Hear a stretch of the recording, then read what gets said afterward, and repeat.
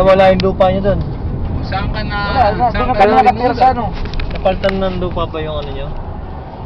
Saan ka na ulit? Saan ka na pinulutod eh? Sabi ng misis Pare, ko. tutuloy mo yung kwento mo ha? Oo, tuloy yun hanggang sa Alcobar tayo ko. Antukin ka drive. Eh, kaya hindi pa dapat hindi ka antukin. Kaya nga dito ako po sa likod eh. Sabi ng misis ko, ano, balik tayo ng Manila. Sabi ko, sige, saan tayo titira doon? Hindi pwede na sa ano, kasi dalawa na kami. Sabi niya, punta tayo mag-iwalay. Kahit anong nangyari sa atin, huwag tayo mag-iwalay. Punta na tayo sa Manila. Bitbit namin yung isang anak namin eh. Kasi Kapatid. yung panganay. Yung pangalawa. Yung panganay, inuwi namin Nakin na yung siya. panganay. Oo. Sa palaga na naman ha? Sa pala naman. Kami doon. Punta kami sa kapatid niya. Yung kapatid niya, nag-asawa, doon walang anak. Nagtitinda sa palengke. Eh, siyempre, lagi palengke kami. Lagi palengke ako, sige, pinta kami. Punta kami ng Divisoria bro, kami. Tapos pipinta namin sa mga tabi-tabi lang. Kami. Yan na. At least, Anong binibenta nyo? Sabi. ano, hindi, mga pagpagkain, mga gulay, prutas, ano lang mabili doon, mga kalakal. Ano lang mabili doon? Survive kami. Survive din. Pero mahirap. Pero mahirap. Pag walang tinta, wala ka talagang tinta. Eh, ako mahilig ako mag-jogging. Ginaging ko yung ano, mula sa Puti hanggang ano, Las Piñas. Yun ang takbuhan ko dati, sa Puti Las Piñas eh. Doon sa may ano, may nagdaanan akong gym doon. Sabi, nakalagay doon, wanted gym instructor. Yan na. With or without experience, willing to work. Sabi nakatan doon. Lagi kong dinadaanan doon. Yung mga ganyan may karatula. Lagi kong dinadaanan yun. Siguro mga ilang buwan ko na dinadaanan yun eh. Wala ano, simula ano. Kaya nasabi ko, ano kaya ako sa palaro na ba doon? Buwan ko yung tahan ko yun. Sabi ko, sige, tahan ko. Kasi marunong naman ako magbuhat-buhat eh. Kinausap ko. Ma'am, apply sana ako dito. Stop ko mo. Kahit walang ano. Sabi niya, willing ka mo. Ano ba yung experience mo? Sabi ko, may experience ka na ba? Sabi niya, ko wala akong masyadong ano, pero nag-workout ako. Sabi ko, nag-ano ako ng martial arts. Sabi ko, ano ko? Wala doon sa gusto mo. Sabi niya, sige, kung gusto mo, mag-training ka muna dito. Kaya na mag-umpisa ma'am. Sabi ko, kahit bukas. Sabi niya, manager, kahit bukas. Kasi yung sa namin dito, paalis eh, kapuntang Saudi. Kaya walang maiiwan dito.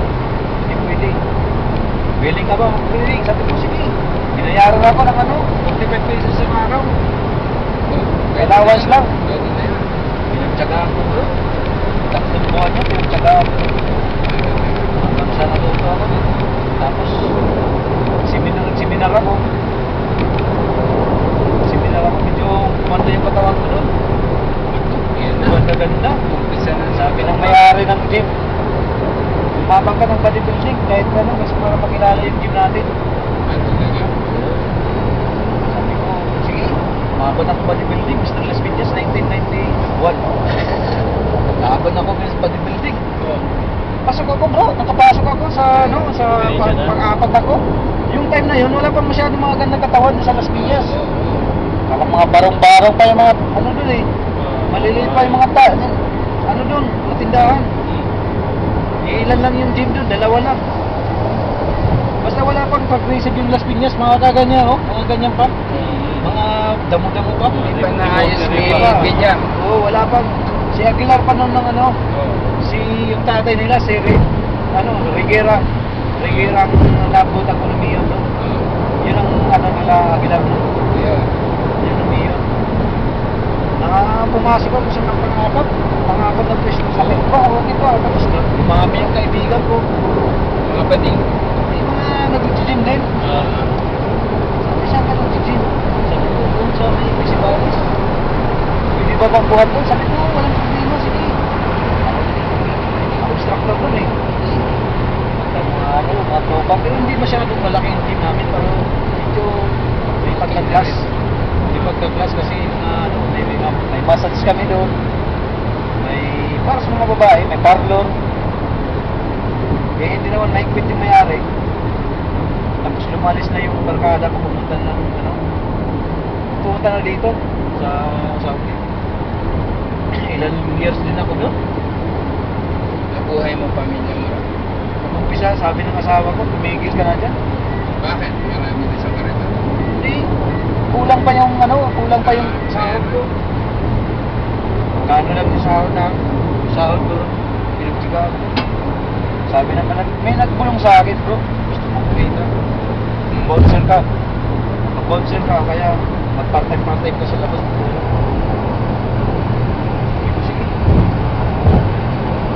Sponsor mo na. Saan ito number ko? Tangin po sa Makati. Sponsor ka.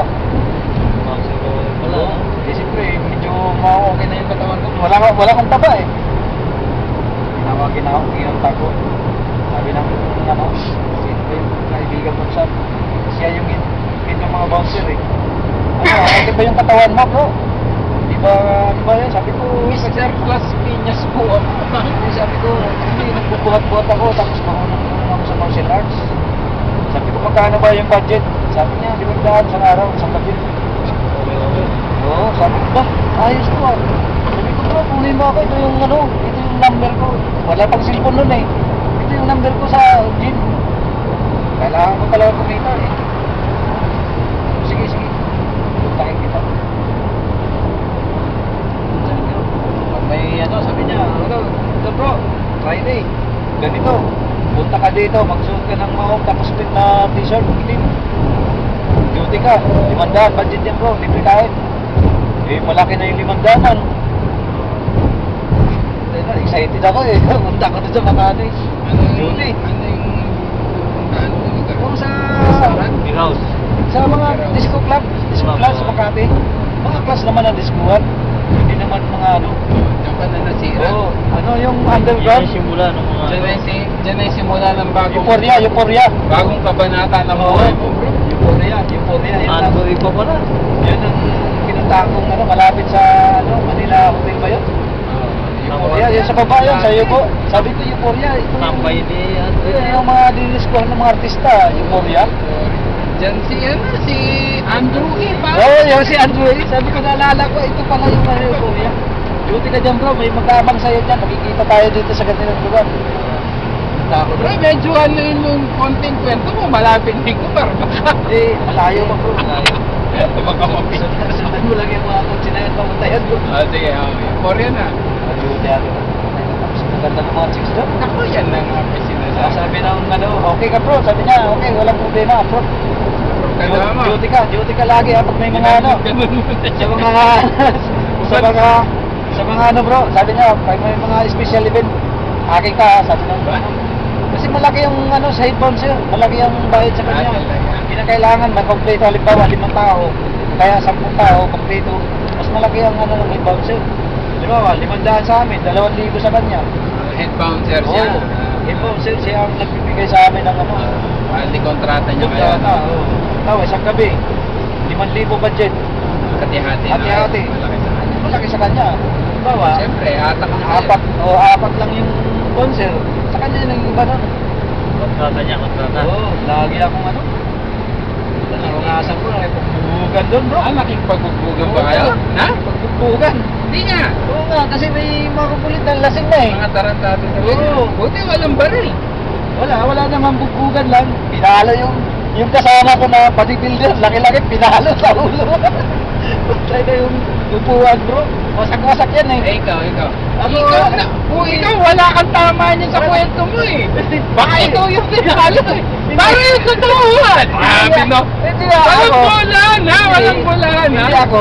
Nagkakataon lang naman sa frisking lang ako bro. Pagpasok ng mga customer, ako nag-frisking. Welcome lang, Oo, welcome. taga-welcome lang ako. Sila doon sa loob. Pag may trouble, sila yung ipit doon. Ako, nandun lang ako sa labas eh. Goalkeeper, goalkeeper. Oo, tayo. Ilang beses, 2 beses tayo napag-trouble yung mga kasama ko. Puta, lagi-lagi sinapak dito, bagsak eh. Talaga? Oo. Minsan makakatsempo ka. Oo, makakachimpo ka ng mga siraulo. Mayayaman pa naman yung bro. Malalaki din, ano? Mga hindi trupa-trupa lang. Oo. Trip lang nila. Mayayaman doon. Siyempre, mga anak ng mga congressman. Oo, wala.